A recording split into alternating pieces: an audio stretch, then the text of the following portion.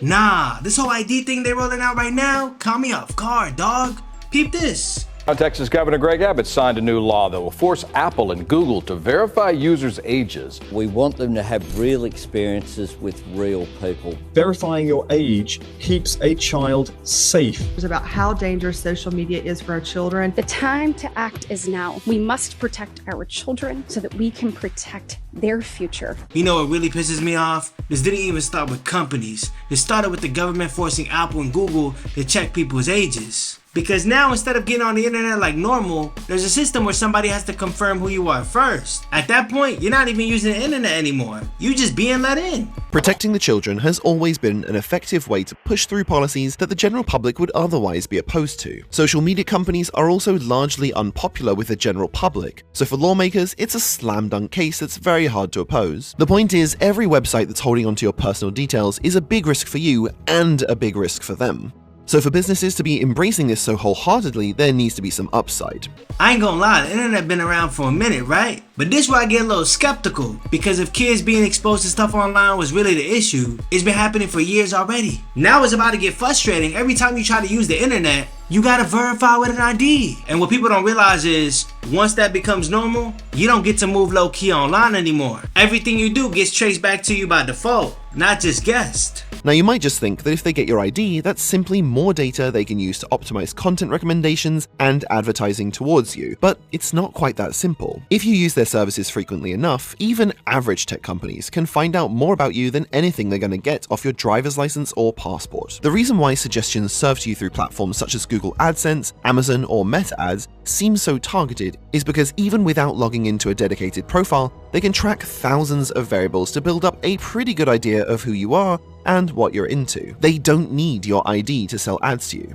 I'm gonna be real, I used to think this was just about ads too. And to be fair, that's how it works. Advertisers want to get their stuff in front of the people most likely to buy. So the more they understand how you move, the more money they make. But the crazy part is, they already do all of that without your ID. So this isn't really about improving ads. It's about something else. The real motivation is that companies like Amazon, Google, and Apple are already investing heavily into what they're calling digital credentials. About 11 months ago, Google quietly launched the Digital Credentials API to developers, which, in their own words, allows websites to selectively request verifiable information about the user through digital credentials such as a driver's license or a national identification card stored on a digital wallet. Bruh, every time I think about it, I just can't come up with the reason like, why do you need my ID?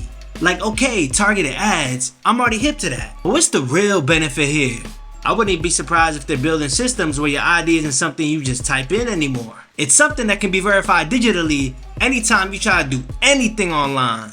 The idea is that instead of handing out your identity to hundreds of different sites individually as new laws start requiring it, you just thoroughly verify your ID with a company like Google, and then they verify you on your behalf to all these other sites. Now, before we get into issues with this system, and believe me, there are issues, it's important to understand how this is going to be sold. The benefit to you is that you only need to stand up and take a selfie holding up your license and some number of fingers once, instead of dozens of times for every site that starts requiring your ID. See, this where it gets a little tricky, cause I get it, verifying once sounds convenient and all that, but now you got one place holding your actual ID instead of it being spread out. And we all know how companies get down when they sit in with that type of data. That's where it really starts getting questionable. It also does generally cut down on the risk that your identity will be stolen through a hack because it limits how many different places are holding your actual credentials. And for what it's worth, a company like Google is more likely to keep that data secured properly over some of the more sketchy digital domains you're probably thinking of trekking into. And that's actually the point. Every data breach that makes headlines is a way to market these new services as a safer alternative. I mean, he does have a point though. I would rather do it in one place than have it all over the internet. But at the same time, doesn't this sound a little crazy right now? I know it sounds weird, but this might get to a point where this just becomes the norm, no matter how wrong it might feel. In a way, what Google is hoping to become is like a PayPal for your identity. Instead of handing out your sensitive details everywhere, you just hand it to one reputable third party.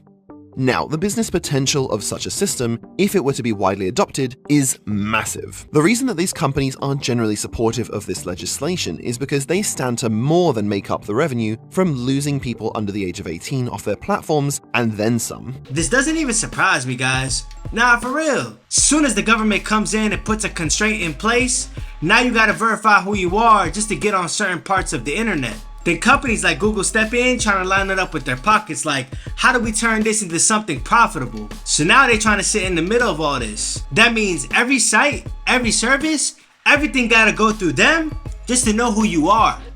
That's all bad. It wouldn't give a company like Google anything they don't already know about you, but what it would do is allow them to serve you an ad like, "Congratulations, you're already pre-approved for this credit card or this buy now, pay later service." Web pages using the Login with Google feature could automatically remove things like credit checks or personal information entry, which stands as a barrier between you and them completing a sale. Yo, I just realized something.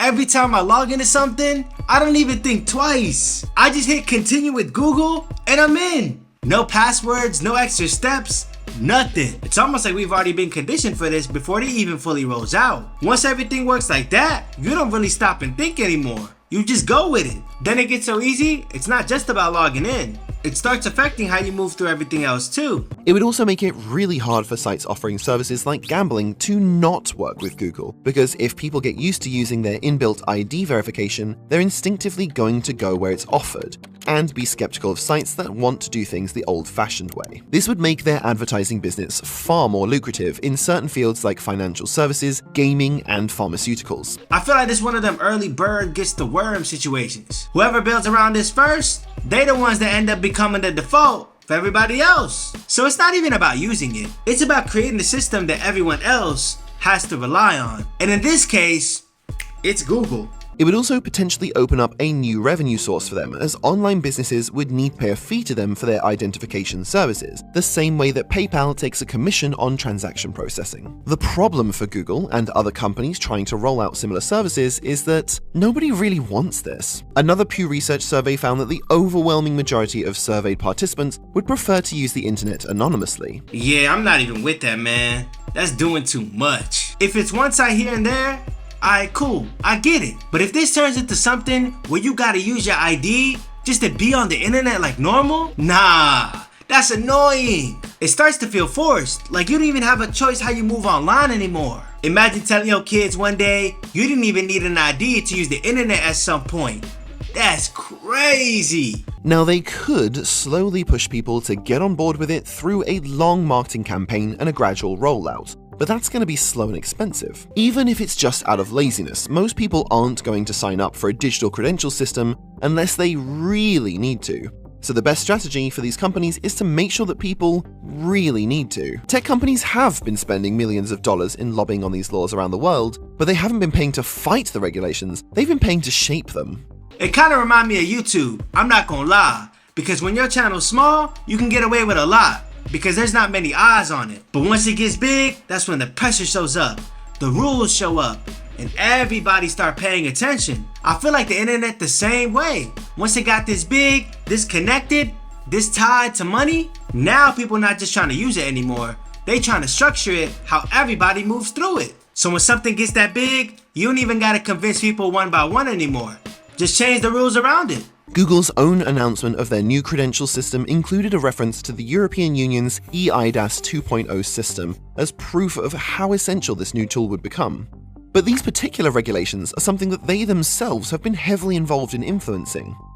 In other words, they are creating the need and then providing the solution. I'm hip.